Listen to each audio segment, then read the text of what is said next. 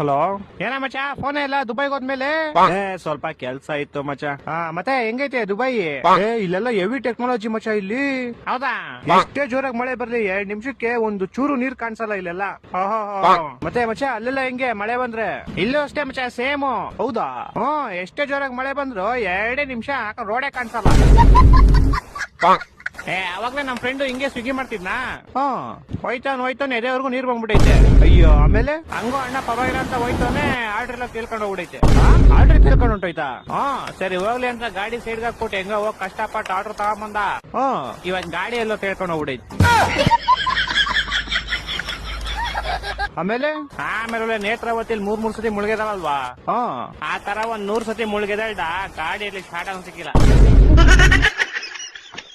ಮತ್ತೆ ಇವಾಗ 1 ಅವರ್ ಆದ್ಮೇಲೆ ಸಿಕ್ತಪ್ಪ ಇಲ್ಲಿ.